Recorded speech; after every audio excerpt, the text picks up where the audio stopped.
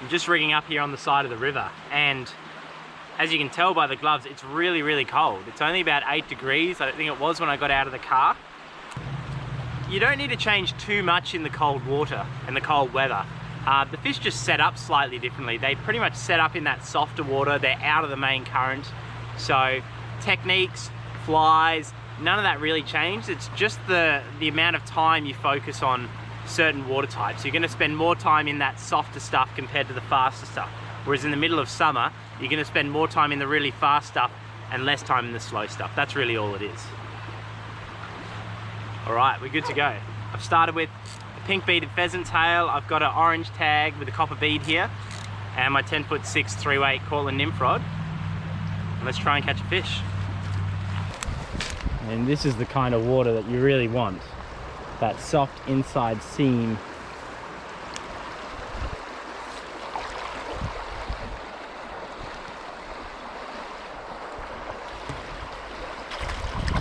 There's one. That was a really bad cast of mine as well. Kind of took my eyes off it.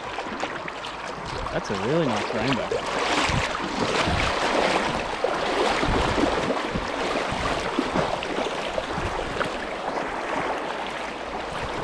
That's a nice fish. Fly stuck on the rock. How's about 10? Really cool fish for this river. That's solid. I reckon up in that water up there is the spot. Somewhere off the edge of this shelf.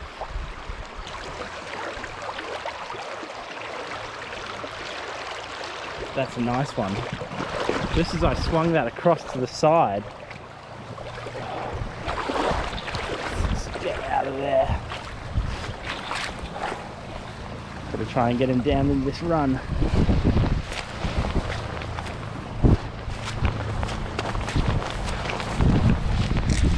That was that cast we were talking about earlier. Just swinging it to the side and giving him time to eat it.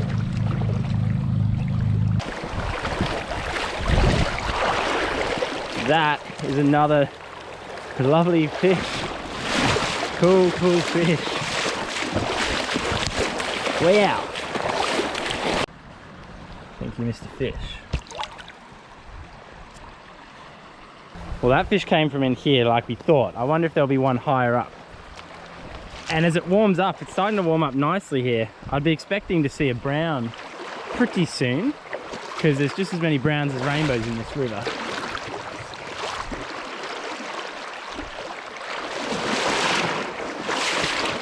So yeah, I'm kind of leaving this stuff because it's just so fast. Like, will you catch fish in there? Maybe. But you've only got so long to fish in the day. You may as well spend your time in what you think is going to be the productive water. And I think this kind of stuff here is.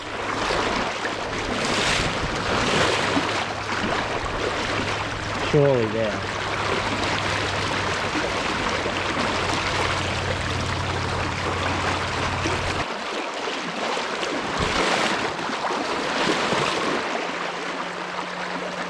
Got him. I reckon that's a brown, yeah. Saw him swim up and eat that then. Come here, son. And there he is. We've got the river, nice little brown.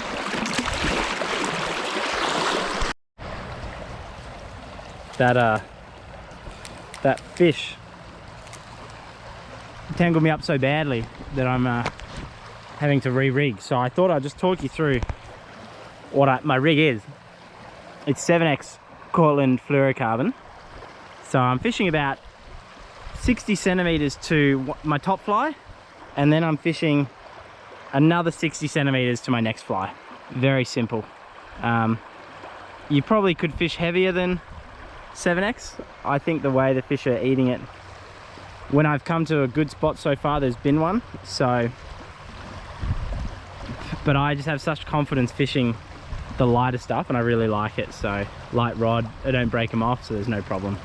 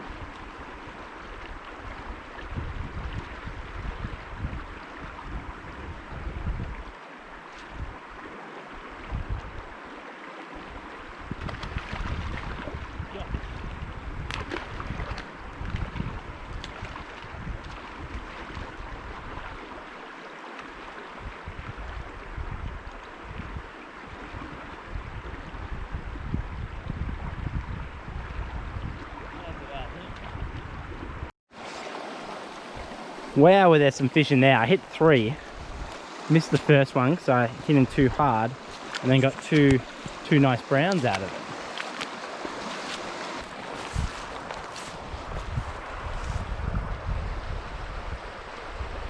Oh, I missed him. Gosh. See if he'll eat again.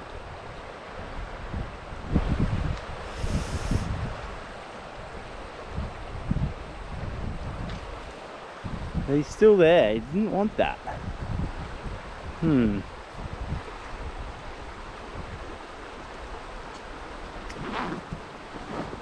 Let's see what he wants. Alright.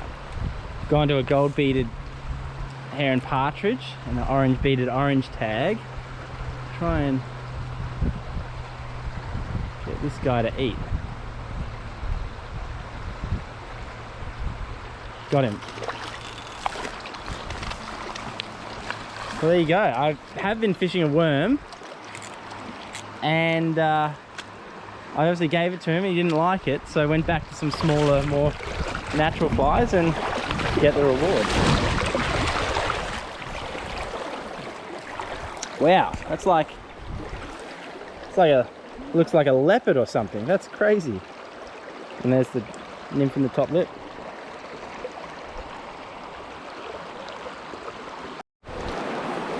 Alright, a couple more runs and then I reckon I'll be done for the day. Or for the morning.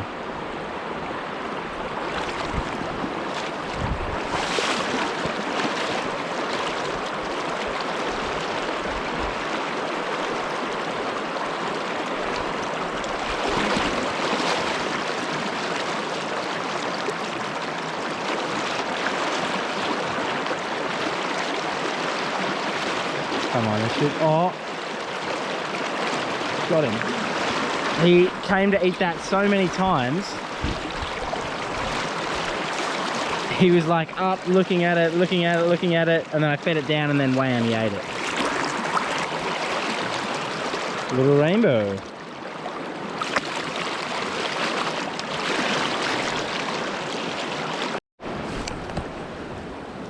Might finish up on this run, fish this out as my last one, regardless of how it goes. Looks nice. You can see it's a very defined soft edge by the shelf there. Hopefully we can catch one more fish just to finish off the session nicely.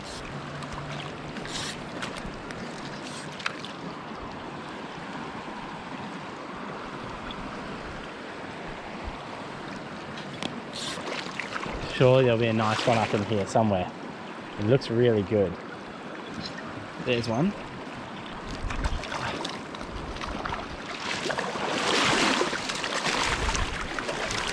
He was aggressive when he ate that, because I could see that worm coming down the current and he just charged up out of nowhere to eat that.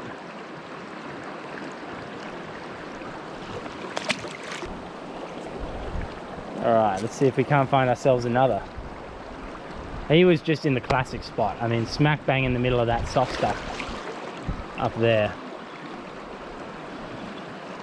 The river's still quite high. You can see it's like well up over where it normally is, but it's running so clear.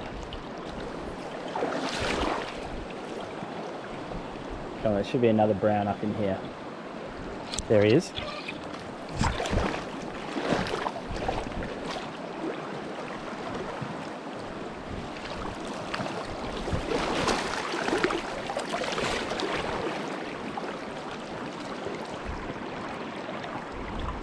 A nice little guy who's tangled me up completely. Tangled everywhere. There he is. Alright, now we got 2. You kind of want to get one more. So one more would be nice. Thank you very much, River. See, I'm not really bothering at all with that stuff right up height there. I'm still expecting my fish to be just up here on the ledge.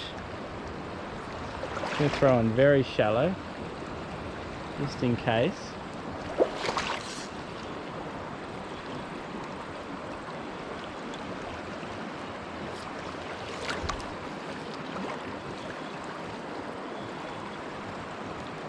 Come on, that hole's where he should be, in there. Caught one at the back end of it.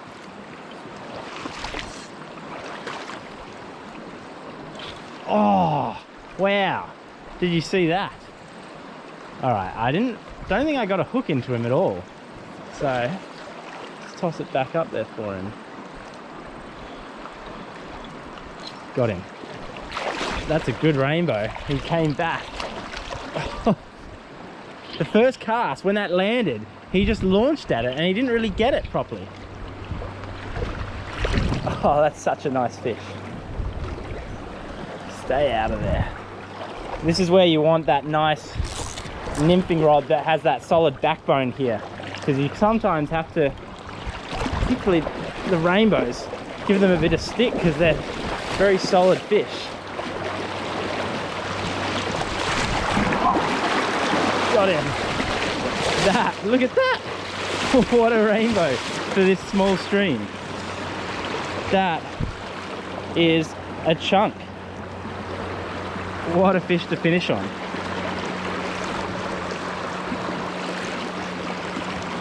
Wow. So nice.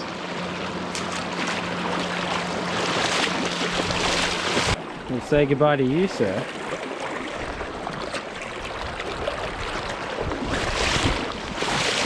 Well, hopefully those fish gave you guys a bit of an idea as to where they set up at this time of year in the colder months, which is just in the soft water. So I'm going to flick the GoPro off and have a fish and relax myself now. Don't forget to like and subscribe as well, please, guys. That's a massive help. And thanks for supporting the channel. Cheers.